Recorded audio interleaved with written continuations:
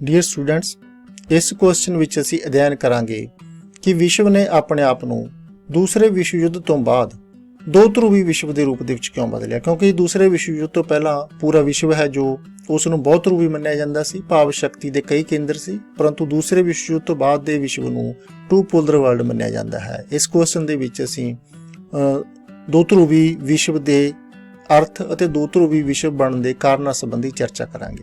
ਸਭ ਤੋਂ ਪਹਿਲਾਂ ਅਸੀਂ ਚਰਚਾ ਕਰਦੇ ਹਾਂ ਕਿ ਦੋ ਧਰੂਵੀ ਵਿਸ਼ਵ ਵਿਵਸਥਾ ਹੁੰਦੀ ਕੀ ਹੈ। ਦੋ ਧਰੂਵੀ ਵਿਸ਼ਵ ਵਿਵਸਥਾ ਵਿੱਚ ਵਿਸ਼ਵ ਰਾਜਨੀਤੀ ਵਿੱਚ ਸ਼ਕਤੀ ਦੇ ਦੋ ਧਰੁਵ ਹੁੰਦੇ ਹਨ, ਭਾਵ ਦੋ ਸ਼ਕਤੀਸ਼ਾਲੀ ਰਾਜ ਹੁੰਦੇ ਹਨ। ਜਿਹੜੇ ਹੋਰ ਰਾਜ ਹਨ ਉਹ ਆਪੋ ਆਪਣੇ ਰਾਸ਼ਟਰੀ ਹਿੱਤ ਨੂੰ ਧਿਆਨ ਵਿੱਚ ਰੱਖਦੇ ਹੋਏ ਇਹਨਾਂ ਚੋਂ ਜਾਂ ਕਿਸੇ ਇੱਕ ਵੱਡੀ ਸੁਪਰ ਪਾਵਰ ਦੇ ਨਾਲ ਲੱਗ ਜਾਂਦੇ ਹਨ ਜਾਂ ਕਿਸੇ ਦੂਸਰੀ ਸੁਪਰ ਪਾਵਰ ਦੇ ਨਾਲ ਲੱਗ ਜਾਂਦੇ ਹਨ। ਇਹ ਜੋ ਦੋ ਧਰੁਵ ਹੁੰਦੇ ਹਨ ਇਹ ਵਿਸ਼ਵ ਰਾਜਨੀਤੀ ਦੀ ਅਗਵਾਈ ਕਰਦੇ ਹਨ, ਲੀਡਰ ਦੇ ਤੌਰ ਤੇ ਵਿਚਰਦੇ ਹਨ। ਵਿਸ਼ਵ ਦੇ ਕਿਸੇ ਵੀ ਖਿੱਤੇ ਵਿੱਚ ਕੋਈ ਯੁੱਧ ਹੋ ਰਿਹਾ ਹੈ, ਕੋਈ ਵਿਵਾਦ ਪੈਦਾ ਹੁੰਦਾ ਹੈ ਤਾਂ ਇਹ ਜਿਹੜੇ ਸ਼ਕਤੀਸ਼ਾਲੀ ਰਾਜ ਨੇ ਉੱਥੇ ਜਾ ਕੇ ਇੰਟਰਵੈਂਸ਼ਨ ਕਰਦੇ ਹਨ ਅਤੇ ਆਪਣੇ ਹਿੱਤ ਦੇ ਅਨੁਸਾਰ ਉਸ ਵਿਵਾਦ ਦਾ ਹੱਲ ਕੱਢਣ ਦੀ ਕੋਸ਼ਿਸ਼ ਕਰਦੇ ਹਨ। ਜੇਕਰ ਕਿਸੇ ਵਿਵਾਦ ਦਾ ਹੱਲ ਇਹਨਾਂ ਦੀ ਇੰਟਰਵੈਂਸ਼ਨ ਤੋਂ ਬਿਨਾਂ, ਇਹਨਾਂ ਦੀ ਸਹਿਮਤੀ ਤੋਂ ਬਿਨਾਂ ਹੋ ਵੀ ਜਾਂਦਾ ਹੈ ਤਾਂ ਉਹ ਹੱਲ ਬਹੁਤਾ ਲੰਬਾ ਚਿਰ ਨਹੀਂ ਚੱਲਦਾ। ਇਸ ਲਈ ਇਹਨਾਂ ਹਰ ਵਿਵਾਦ ਦੇ ਵਿੱਚ ਇਹਨਾਂ ਵੱਡੀਆਂ ਸ਼ਕਤੀਆਂ ਨੂੰ ਜਿੱਥੇ ਇਹ ਇਨਵੋਲਵ ਹੋਣਾ ਚਾਹੁੰਦੀਆਂ ਹੋਣ, ਇਹਨਾਂ ਨੂੰ ਇਨਵੋਲਵ ਕਰਨਾ ਇੱਕ ਮਜਬੂਰੀ ਬਣ ਜਾਂਦੀ ਹੈ ਵਰਲਡ ਪੋਲਿਟਿਕਸ ਦੀ। ਦੋ ਧਰੂਵੀ ਵਿਸ਼ਵ ਵਿਵਸਥਾ ਦੀ ਪਰਿਭਾਸ਼ਾ ਦਿੰਦਿਆਂ ਮਾਰਗੈਂਥਿਊ ਨਾਂ ਦੇ ਵਿਚਾਰਕ ਨੇ ਕਿਹਾ ਹੈ ਕਿ ਦੋ ਧਰੂਵੀ ਵਿਸ਼ਵ ਵਿਵਸਥਾ ਵਿੱਚ ਦੋ ਸ਼ਕਤੀਆਂ ਇੱਕ ਦੂਜੇ ਤੋਂ ਅੱਗੇ ਨਿਕਲਣ ਦੀ ਹੋੜ ਵਿੱਚ ਸ਼ਕਤੀ ਲਈ ਸੰਘਰਸ਼ ਵਿੱਚ ਲੱਗੀਆਂ ਰਹਿੰਦੀਆਂ ਹਨ। ਇਹਨਾਂ ਵਿੱਚੋਂ ਕੋਈ ਵੀ ਮਹਾਸ਼ਕਤੀ ਸ਼ਕਤੀ ਸੰਘਰਸ਼ ਵਿੱਚ ਇੱਕ ਦੂਜੇ ਤੋਂ ਪਛੜਨਾ ਨਹੀਂ ਚਾਹੁੰਦੀ। ਦੂਸਰੇ ਵਿਸ਼ਵ ਯੁੱਧ ਤੋਂ ਪਹਿਲਾਂ ਵਿਸ਼ਵ ਵਿਵਸਥਾ ਬਹੁਤ ਧਰੂਵੀ ਸੀ, ਸ਼ਕਤੀ ਦੇ ਅਨੇਕਾਂ ਕੇਂਦਰ ਸੀ। ਬਹੁਤੇ ਕੇਂਦਰ ਨੇ ਜਿਹੜੇ, ਬਹੁਤੇ ਸ਼ਕਤੀਸ਼ਾਲੀ ਰਾਜ ਨੇ ਜਿਹੜੇ ਉਹ ਯੂਰਪ ਦੇ ਵਿੱਚ ਸਥਿਤ ਸੀ। ਕਿਉਂਕਿ ਯੂਰਪ ਦੇ ਵਿੱਚ ਉਦਯੋਗਿਕ ਕ੍ਰਾਂਤੀ ਆਈ, ਇਹਨਾਂ ਰਾਜਾਂ ਨੇ ਵਪਾਰ ਤੋਂ ਬਹੁਤ ਜ਼ਿਆਦਾ ਪੈਸਾ ਕਮਾਇਆ, ਇਹਨਾਂ ਰਾਜਾਂ ਨੇ ਕਲੋਨੀਜ਼ ਆਪਣੀਆਂ ਵਸਾਈਆਂ, ਅਫਰੀਕਾ ਦੇ ਵਿੱਚ, ਏਸ਼ੀਆ ਦੇ ਵਿੱਚ ਇਹਨਾਂ ਖੇਤਰਾਂ ਨੂੰ ਕੋਲੋਨਾਈਜ਼ ਕੀਤਾ। ਇਸ ਤਰ੍ਹਾਂ ਇਹ ਬਹੁਤ ਵੱਡੀਆਂ ਆਰਥਿਕ ਸ਼ਕਤੀਆਂ, ਬਹੁਤ ਵੱਡੀਆਂ ਸੈਨਿਕ ਸ਼ਕਤੀਆਂ ਬਣੀਆਂ ਹੋਈਆਂ ਸੀ। ਇਹਨਾਂ ਦੇ ਜਿਹੜੀਆਂ ਅਧੀਨ ਬਸਤੀਆਂ ਸੀ ਇਹਨਾਂ ਦੀ ਨੀਤੀ ਨਿਰਮਾਣ ਵੀ ਇਹੀ ਕਲੋਨੀਅਲ ਮਾਸਟਰਸ ਕਰਦੇ ਸੀ। ਜਿਵੇਂ ਭਾਰਤ 1947 ਤੋਂ ਪਹਿਲਾਂ ਦਾ ਸੀ ਜੋ, ਉਸ ਦਾ ਨੀਤੀ ਨਿਰਮਾਣ ਭਾਰਤ ਸਰਕਾਰ ਦੁਆਰਾ ਨਹੀਂ ਸੀ ਕੀਤਾ ਜਾਂਦਾ। ਉਸ ਦਾ ਜਿਹੜਾ ਮੁੱਖ ਸਟਰਕਚਰ ਹੈ ਸਾਡੀ ਪਾਲਿਸੀ ਦਾ ਉਹ ਬਰਤਾਨਵੀ ਸਰਕਾਰ ਦੁਆਰਾ ਤੈਅ ਕੀਤਾ ਜਾਂਦਾ ਸੀ। ਇਸ ਤਰ੍ਹਾਂ ਬਾਕੀ ਦੀਆਂ ਜਿਹੜੀਆਂ ਯੂਰਪੀਅਨ ਪਾਵਰਸ ਸੀ ਉਹ ਆਪੋ ਆਪਣੀ ਕਲੋਨੀਆਂ, ਜਿਹੜੇ ਕਲੋਨੀਅਲ ਸਟੇਟਾਂ ਸੀ ਉਹਨਾਂ ਦੀਆਂ ਨੀਤੀਆਂ ਦਾ ਨਿਰਮਾਣ ਕਰਦੇ ਸੀ। ਇਹ ਜਿਹੜੀਆਂ ਕਲੋਨੀਅਲ ਮਾਸਟਰਸ ਨੇ ਇਹਨਾਂ ਦੇ ਵਿੱਚ ਮੁੱਖ ਤੌਰ ਤੇ ਇੰਗਲੈਂਡ, ਫਰਾਂਸ, ਸਪੇਨ, ਪੁਰਤਗਾਲ, ਜਰਮਨੀ, ਇਟਲੀ ਆਦਿ ਨੂੰ ਸ਼ਾਮਲ ਕੀਤਾ ਜਾਂਦਾ ਹੈ। ਪਰੰਤੂ ਦੂਸਰੇ ਵਿਸ਼ਵ ਯੁੱਧ ਤੋਂ ਬਾਅਦ ਇਹ ਜਿਹੜੀ ਵਿਸ਼ਵ ਵਿਵਸਥਾ ਹੈ ਇਹ ਦੋ ਧਰੂਵੀ ਬਣ ਗਈ, ਜਿਸ ਵਿੱਚ ਕੋਈ ਵੀ ਪਾਵਰ ਯੂਰਪੀਅਨ ਪਾਵਰ ਨਹੀਂ ਸੀ। ਇਸ ਵਿੱਚ ਜਿਹੜੀਆਂ ਦੋ ਮੁੱਖ ਪਾਵਰਾਂ ਦੇ ਤੌਰ ਤੇ ਸ਼ਕਤੀਆਂ ਸਾਹਮਣੇ ਆਈਆਂ ਉਹਨਾਂ ਵਿੱਚੋਂ ਇੱਕ ਸੀ ਸੋਵੀਅਤ ਸੰਘ ਅਤੇ ਦੂਸਰਾ ਸੀ USA। ਉਹ ਕਿਹੜੇ ਕਾਰਨ ਸੀ ਜਿਨ੍ਹਾਂ ਕਰਕੇ ਵਿਸ਼ਵ ਨੇ ਆਪਣੇ ਆਪ ਨੂੰ ਬਹੁਤ ਧਰੂਵੀ ਤੋਂ ਦੋ ਧਰੂਵੀ ਵਿਸ਼ਵ ਦੇ ਰੂਪ ਦੇ ਵਿੱਚ ਬਦਲਿਆ। ਸਭ ਤੋਂ ਪਹਿਲਾ ਕਾਰਨ ਕਿਹਾ ਜਾ ਸਕਦਾ ਹੈ ਕਿ ਯੁੱਧ ਦੇ ਕਾਰਨ ਯੂਰਪ ਦਾ ਬਹੁਤ ਜ਼ਿਆਦਾ ਨੁਕਸਾਨ ਹੋਇਆ। ਯੂਰਪ ਯੁੱਧ ਦਾ ਇੱਕ ਮਹੱਤਵਪੂਰਨ ਅਖਾੜਾ ਬਣਿਆ। ਇਸ ਲਈ ਯੂਰਪ ਦਾ ਇਹ ਅਖਾੜਾ ਬਣਨ ਕਰਕੇ ਯੂਰਪ ਦੀ ਇੰਡਸਟਰੀ ਦਾ, ਯੂਰਪ ਦਾ ਜਾਨੀ ਨੁਕਸਾਨ, ਮਾਲੀ ਨੁਕਸਾਨ ਬਹੁਤ ਜ਼ਿਆਦਾ ਹੋਇਆ। ਅਮਰੀਕਾ ਬੇਸ਼ੱਕ ਯੁੱਧ ਵਿੱਚ ਸ਼ਾਮਲ ਸੀ ਪਰੰਤੂ ਅਮਰੀਕਾ ਤੱਕ ਯੁੱਧ ਦਾ ਸਿੱਧਾ ਸੇਕ ਨਹੀਂ ਪਹੁੰਚਿਆ। ਇਸ ਦੇ ਯੁੱਧ ਦਾ ਮੁੱਖ ਅਖਾੜਾ ਇੱਕ ਜਾਪਾਨ ਵਾਲੇ ਪਾਸੇ ਏਸ਼ੀਆ ਦੇ ਵਿੱਚ ਸੀ, ਦੂਸਰਾ ਮੁੱਖ ਅਖਾੜਾ ਸੀ ਯੂਰਪ ਦੇ ਵਿੱਚ। ਇਸ ਲਈ ਯੂਰਪ ਦੇ ਰਾਜਾਂ ਦਾ ਬਹੁਤ ਜ਼ਿਆਦਾ ਨੁਕਸਾਨ ਹੋਇਆ। ਉਹਨਾਂ ਨੂੰ ਆਪਣੇ ਪੈਰਾਂ ਤੇ ਖੜੇ ਹੋਣ ਲਈ ਉਸ ਨੁਕਸਾਨ ਦੀ ਪੂਰਤੀ ਕਰਨ ਲਈ ਸਹਾਇਤਾ ਦੀ ਲੋੜ ਸੀ, ਜਿਹੜੀ ਸਹਾਇਤਾ ਜਾਂ USA ਕਰ ਸਕਦਾ ਸੀ ਜਾਂ USSR ਕਰ ਸਕਦਾ ਸੀ। ਦੂਸਰਾ ਮੁੱਖ ਕਾਰਨ ਹੈ ਬਹੁਤ ਧਰੂਵੀ ਤੋਂ ਦੋ ਧਰੂਵੀ ਵਿਸ਼ਵ ਬਣਨ ਦਾ ਕਿ ਨਿਰਬਸਤੀਵਾਦ ਆਰੰਭ ਹੋ ਗਿਆ ਦੂਸਰੇ ਵਿਸ਼ਵ ਯੁੱਧ ਤੋਂ ਬਾਅਦ। ਭਾਵ ਜਿਹੜੀਆਂ ਬਸਤੀਆਂ ਸੀ ਯੂਰਪੀਅਨ ਰਾਜਾਂ ਦੀਆਂ ਉਹ ਖੁੱਸਣੀਆਂ ਸ਼ੁਰੂ ਹੋ ਗਈਆਂ, ਸੁਤੰਤਰ ਰਾਜਾਂ ਦੇ ਰੂਪ ਦੇ ਵਿੱਚ ਉਹਨਾਂ ਨੇ ਇਮਰਜ ਹੋਣਾ ਸ਼ੁਰੂ ਕਰ ਦਿੱਤਾ।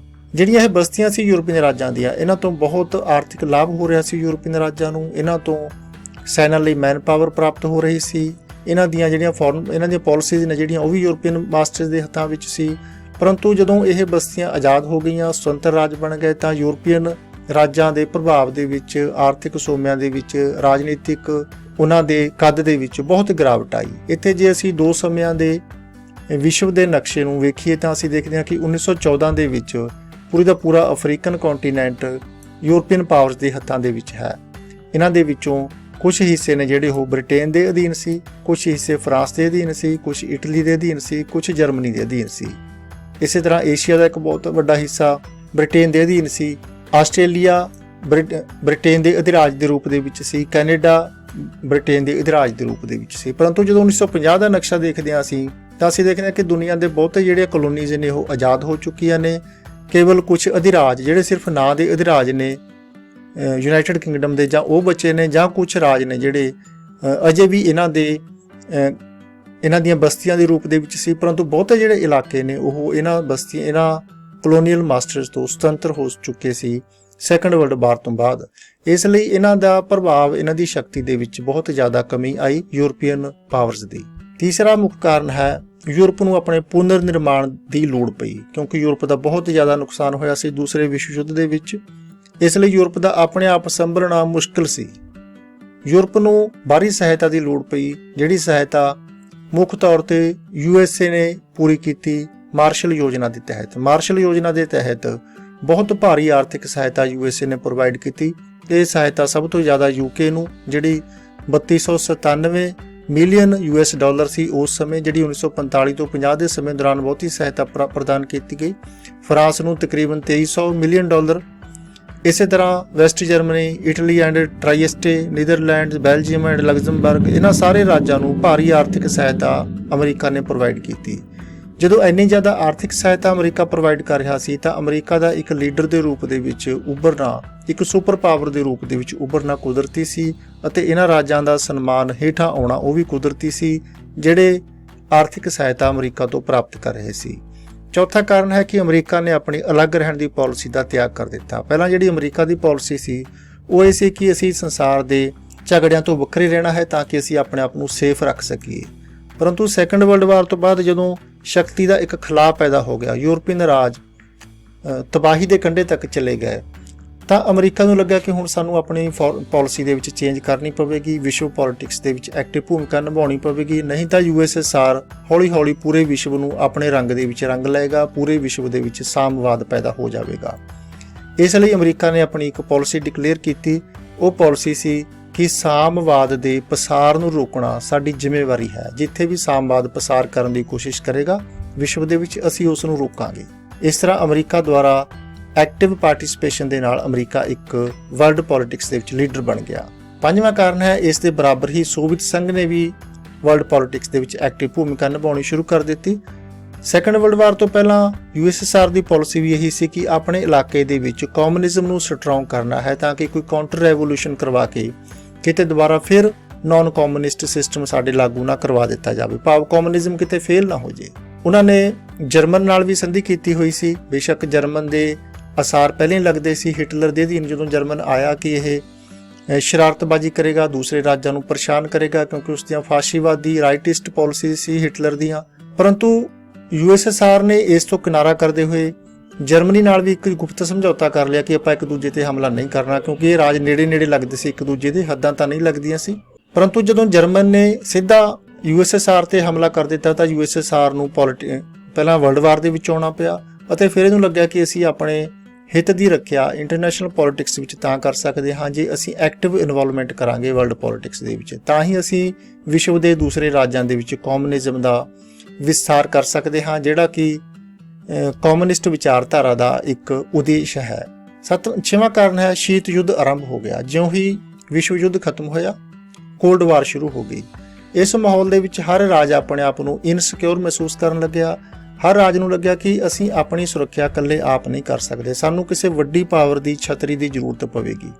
ਇਸ ਲਈ ਕੁਝ ਰਾਜ ਨੇ ਜਿਹੜੇ ਉਹਨਾਂ ਨੇ USSR ਨੂੰ ਆਪਣਾ ਲੀਡਰ ਮੰਨ ਲਿਆ, ਅਤੇ ਕੁਝ ਰਾਜ ਨੇ ਜਿਹੜੇ ਉਹਨਾਂ ਨੇ USA ਨੂੰ ਆਪਣਾ ਲੀਡਰ ਮੰਨ ਲਿਆ। ਸ਼ੀਤ ਯੁੱਧ ਨੇ ਵੀ ਇਹਨਾਂ ਦੋ ਵੱਡੀਆਂ ਪਾਵਰਾਂ ਨੂੰ ਹੋਰ ਜ਼ਿਆਦਾ ਹਾਈਲਾਈਟ ਕੀਤਾ, ਅਤੇ ਜਿਹੜੀਆਂ ਛੋਟੀਆਂ ਸ਼ਕਤੀਆਂ ਸੀ ਉਹਨਾਂ ਨੂੰ ਬਿਲਕੁਲ ਹੀ ਇਹਨਾਂ ਦੇ ਪਿੱਛੇ ਲੱਗੂ ਇਹਨਾਂ ਦੇ ਸੈਟੇਲਾਈਟਸ ਬਣਾ ਦਿੱਤਾ।